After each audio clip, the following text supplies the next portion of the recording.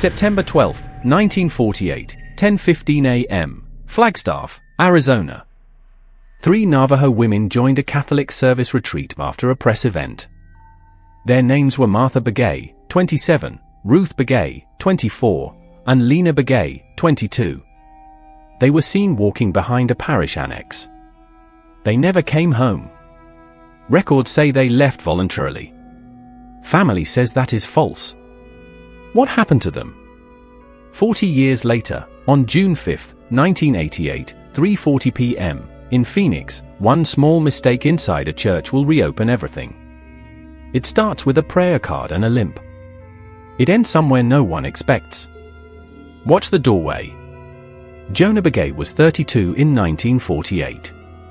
He worked as a traveling carpenter around Flagstaff and Verde Valley.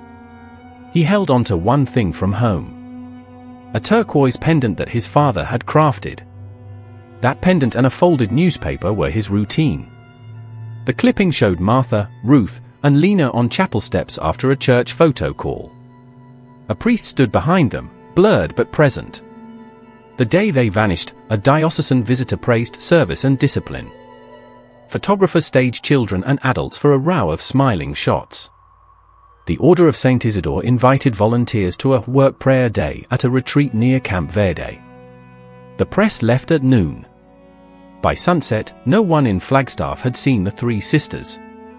A church secretary logged "departed," assumed personal choice. The county left it there. Jonah asked questions at the parish. He asked at the sheriff's office. He asked at the diocesan desk in Prescott. He heard the same line. They moved on. He searched the retreat roads for tire tracks and found nothing he could prove. The year ended with no flyers and no report marked missing. He kept working and kept the clipping. Decades passed. In 1988, Jonah lived in a dented camper near the Basilica of St. Mary in Phoenix. He was 72. He ate at a diner on 3rd Street and took day labor when his back allowed it. He still wore the turquoise. He still carried the yellowed paper. He still traced the scar above Martha's left temple with a thumb through glass. On June 5, 1988, the Basilica Bulletin posted a notice. The Order of St. Isidore would collect prayer requests after afternoon mass attendees could write concerns and light a candle. The sisters would pray in silence and return written guidance weeks later. Jonah read the card twice. He had heard that promise before. He came anyway. He filled a prayer form in the side aisle at 3:31 p.m. He wrote his name. He wrote 3 names. He asked a direct question. Where are Martha, Ruth, and Lena Begay? He pressed the folded card down into the wooden box. 5 nuns stood near the box and the candle rack. Most had indigenous features. None spoke. One carried the box through a side door. That nun walked with a hitch. Her right foot dragged half a beat. The hem of her habit brushed the floor. Air from the open door lifted her veil as she passed a stained glass window. Jonah saw the left side of her face for a second. A raised scar marked the edge of her temple. He felt the room tilt but held his ground. He did not call out. He waited and watched the side door close. He stepped outside to the parking lot at 3:44 p.m. A plain white van idled near the sacristy entrance. A young volunteer carried cardboard cartons toward its rear doors. The 5 nuns climbed in and faced front. The volunteer slid the cartons beside them. Jonah stood behind a line of parked sedans. He memorized the first 3 letters on the plate of the van. He pulled out the old clipping and compared angles in the sun. The scar.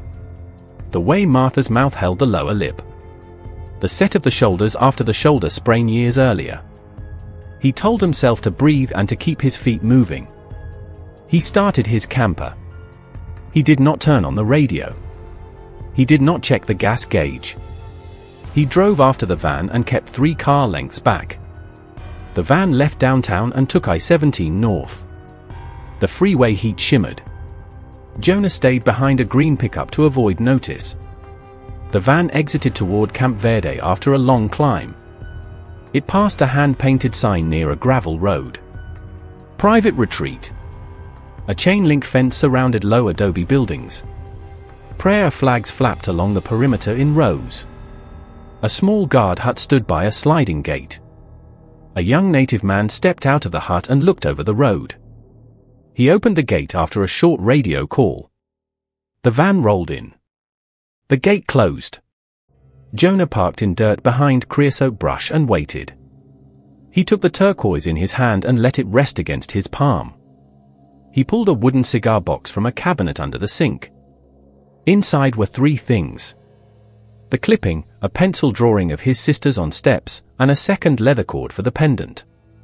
Through the fence he saw 2 figures in black habits near the courtyard.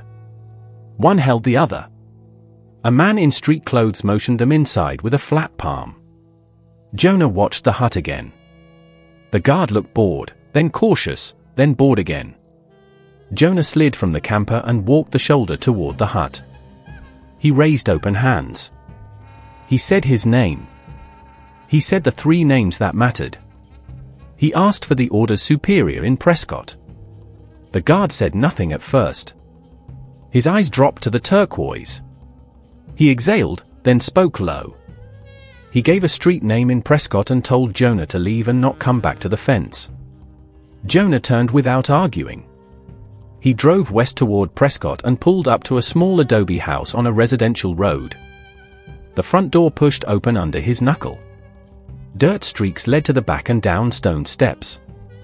From below, a voice recited scripture and a strap snapped air. The air smelled like candle wax and wine. Then the floor creaked above him. Someone else had already heard. Jonah left the sanctuary at 3:42 p.m. He stood under the portico and watched shadows shift across the lot. The white van idled by the sacristy ramp. A church volunteer stacked 2 cardboard cartons near the rear doors. The 5 nuns walked in single file. None spoke. One favored her right leg. The plate began with 3 letters Jonah memorized on sight. He kept his hand still and his face blank. He moved to his camper without looking back. He started the engine at 3:44 p.m. He pulled out slow, kept a sedan between him and the van. The van turned east on Monroe, then north toward I-17. Traffic was light. Heat rose from the pavement and wavered in sheets. Jonah stayed 3 car lengths behind a green pickup. He never let the van lose his sight line. The van held a steady speed through the climb. It exited near Camp Verde at 4:57 p.m. It passed a handmade private retreat sign leaning on 2 posts. The road turned to gravel and narrowed beside creosote and low mesquite. A chain-link fence ran the perimeter. Cloth strips hung like flags along the top rail. A small hut sat at the gate with 1 camera over the doorway. A young native man walked out of the hut. He scanned the road, then looked straight at Jonah's lane. Jonah eased his camper behind brush and cut the engine. He watched the gate slide open after a short radio burst. The van rolled in. The gate closed with a metallic knock. The property held a 1-story adobe and a longer dormitory wing. The courtyard had a cross set in river stones. He saw no public sign, no hours, no parish crest. He checked his watch. 5:06 p.m. He opened a wooden cigar box under the sink and laid out 3 items. The newspaper clipping. A pencil drawing of 3 women on steps. A spare leather cord for the turquoise pendant. He spoke no names. He checked the hut again. The guard leaned on the door jamb and watched the road. If cases like this keep you up at night, subscribe now so you don't miss what comes next. A sedan left the gate at 5:19 p.m. The gate opened wide enough to show a thin corridor of the courtyard. 2 nuns stood close together beside the long wing. One wiped her eyes. A man in street clothes gestured hard and pointed them back inside. The gate shut on the scene. Jonah looked at the fence line and then at the hut door. He made a choice. He slid from the camper with his palms open. He kept to the shoulder where the gravel held quiet. The guard stepped out and set his feet apart. "Private property," he said. "Turn around." Jonah stopped 6 paces short. He named himself. He said 3 more names. He held the turquoise over his shirt and let the silver catch the evening light. The guard's eyes went to the pendant. He took a breath and looked back at the adobe. He kept his voice low. He gave a residential street in Prescott where the Order Superior kept an office. He told Jonah to leave. He told him not to return to the fence. He added one sentence. "You didn't hear this from me." Jonah nodded once and walked back to the camper without turning his head. He reached Prescott near 6:12 p.m. He found the street after 2 wrong turns. The office was a single-story adobe with a red tile roof. A modest sedan sat cool before the porch. No sign marked the place as church property. He knocked at the door and felt the latch release under his knuckle. The door drifted inward. He called out and waited. No answer came, just the hum of an old refrigerator. He stepped to the threshold and stayed within the frame. A track of dust arced across the tile from the entry to the rear hallway. The smears were wide, like someone had dragged a heavy object or a person. For red scratches marked drywall to shoulder height. He looked at the base of the marks and noted a short raw edge. He took 1 step into the hall and then stopped. A back door stood ajar to a rock landing. Stone steps cut downward into a hollow. He heard a voice below. The cadence was from a reading. The words were clipped from scripture. He heard a strap cut air and then snap. He heard a woman gasp. His hands began to shake, so he set them flat against the wall. He looked back to the street to confirm the path. He pulled out and returned to his camper. He drove to the Prescott police station at 6:27 p.m. He gave the desk sergeant the address, the sounds, and the visible marks. The sergeant watched him and sniffed hard. "Have you been drinking?" Jonah said no. He repeated the clock times and the sequence. The sergeant frowned and glanced at a framed photo on the wall. He named the superior as a respected figure. He called the claim inflammatory and warned Jonah to leave it alone. Jonah stepped out without a reply. He used a payphone at a gas station on Gurley Street.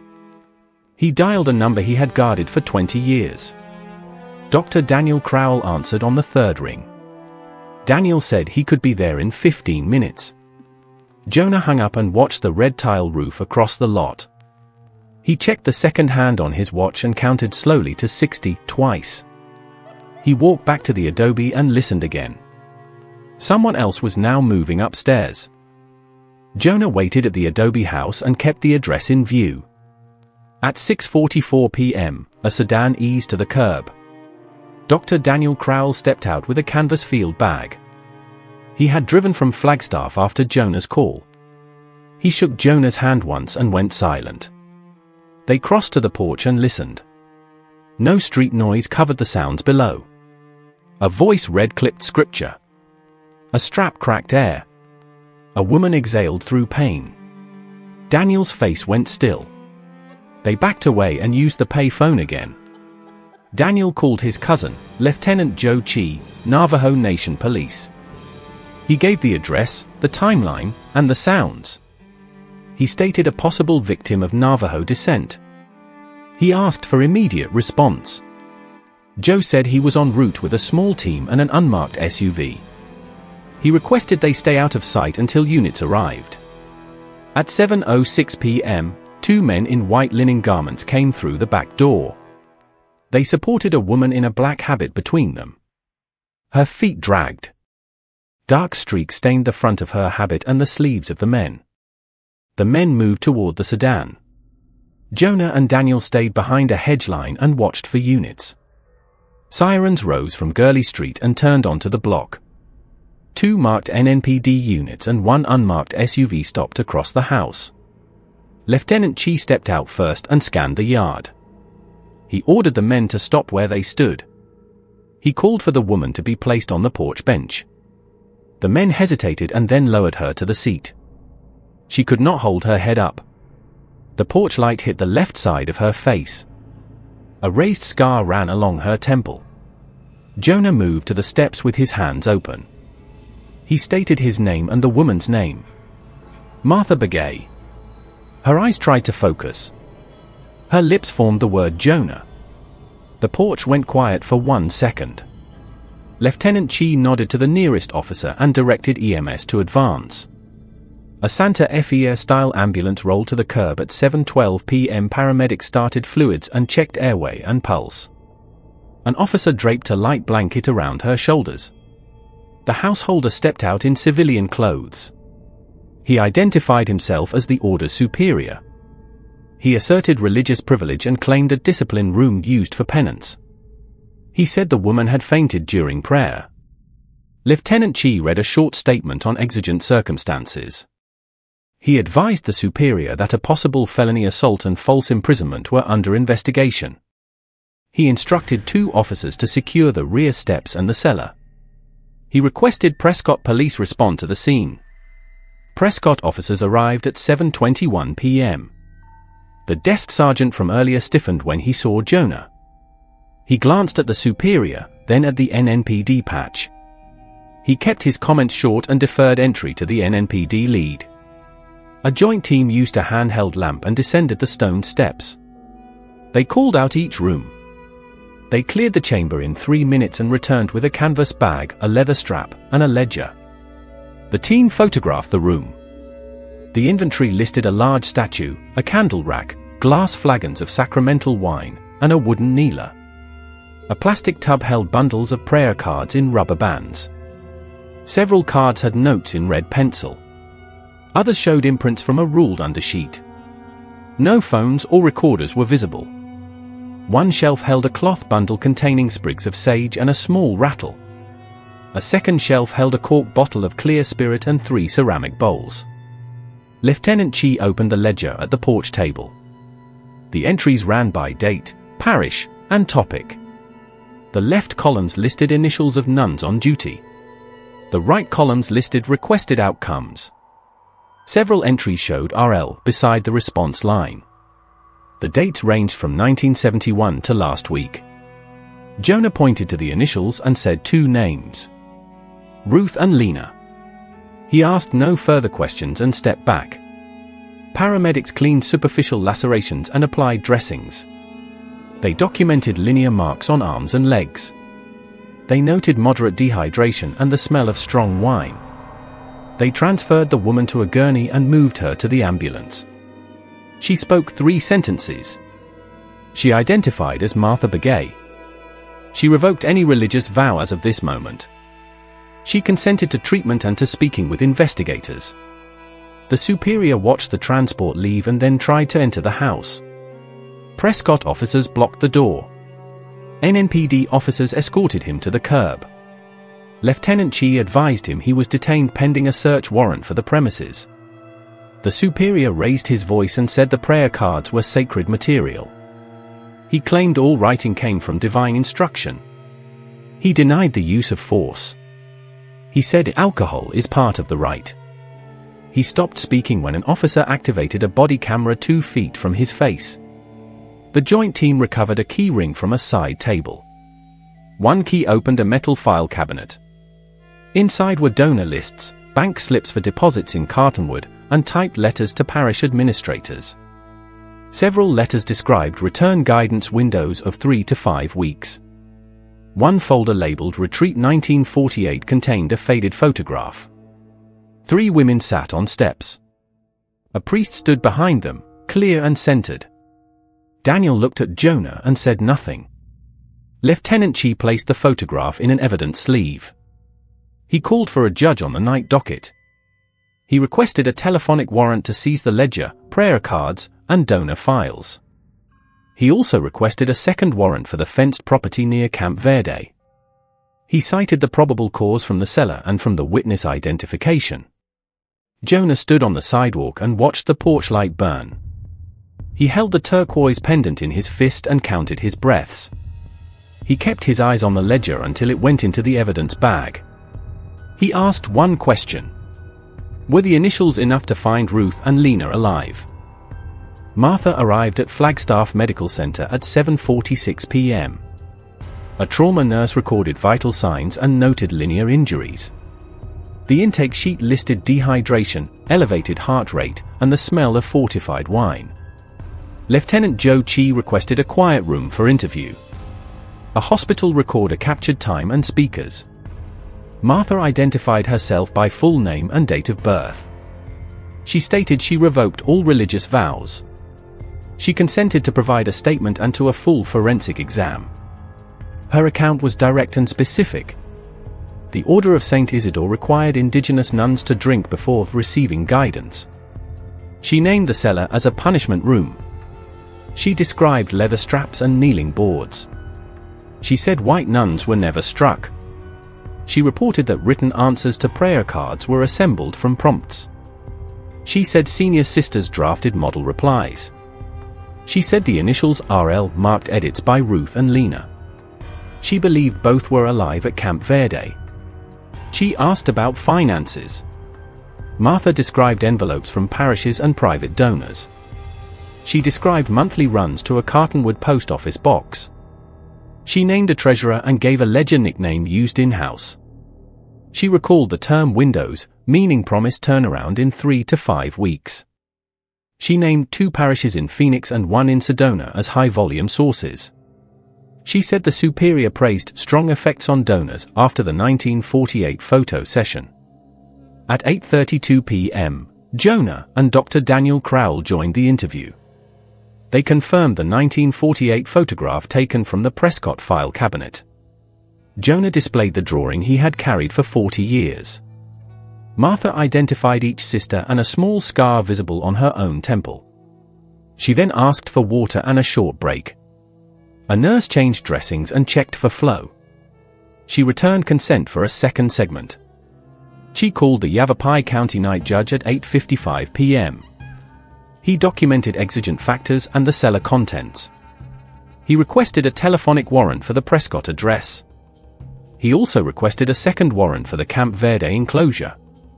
He cited probable cause from the ledger, donor files, and witness identification. The judge approved both warrants at 9:11 p.m. Prescott police secured the Adobe pending full search.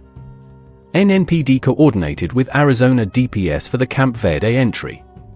She sent 2 detectives to the Basilica to retrieve parish announcements. They photographed bulletin boards and offering boxes. They collected spare prayer forms from a side table.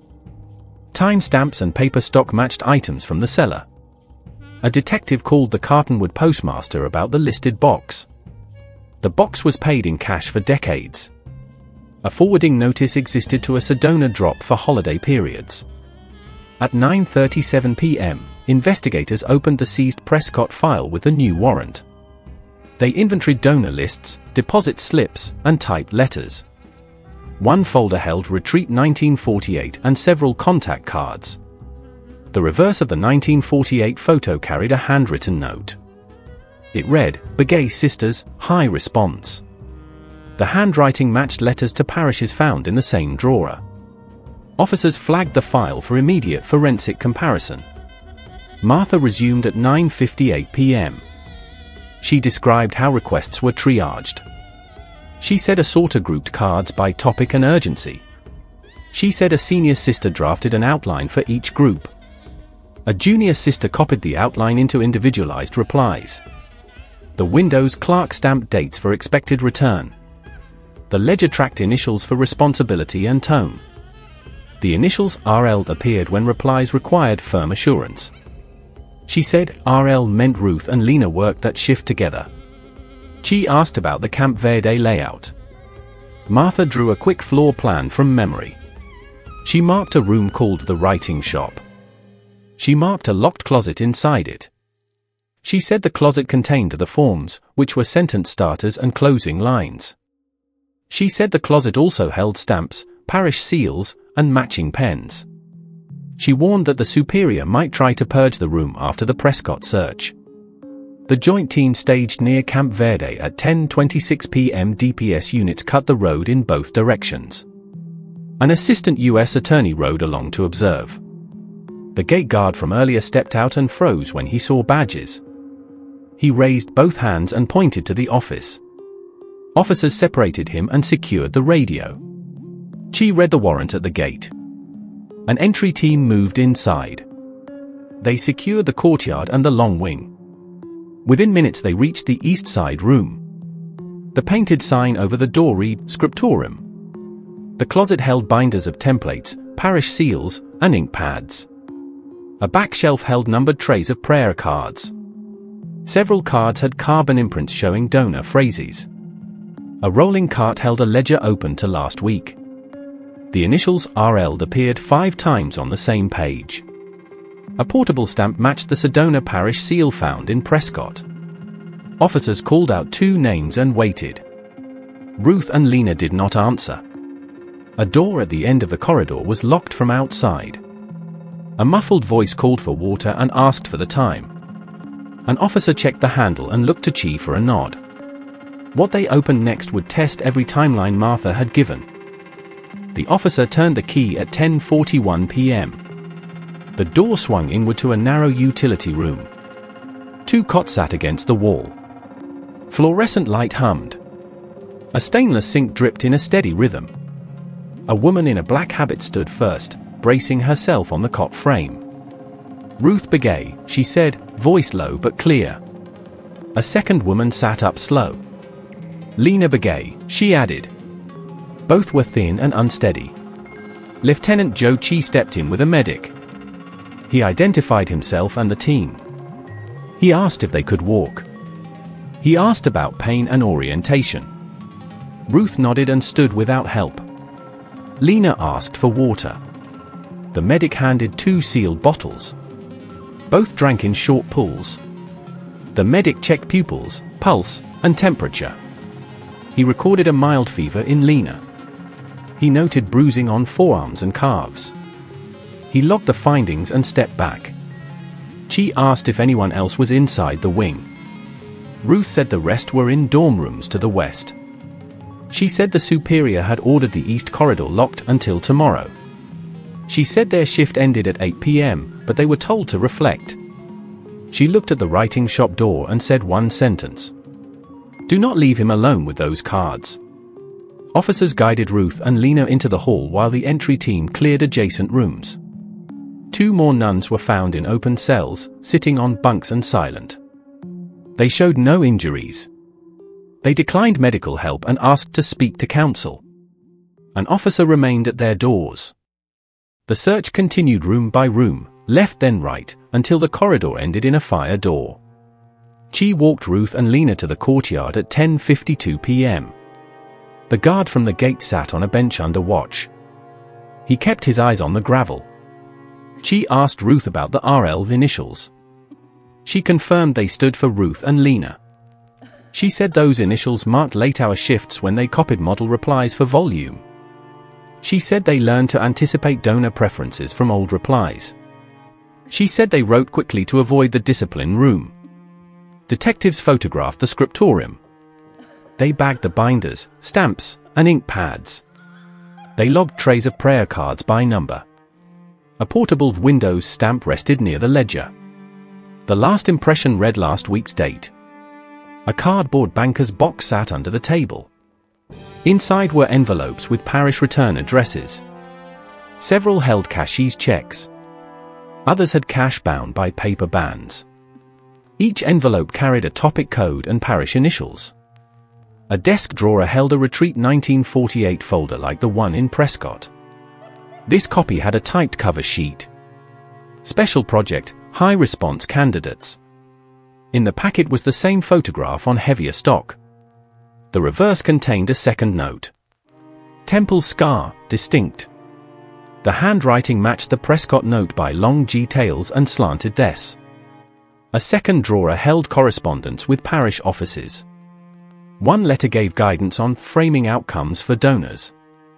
It suggested assurances, calls to patience, or moral clarity, depending on topic. The assistant U.S. attorney took notes. He spoke into a recorder and listed potential charges. Fraud by mail.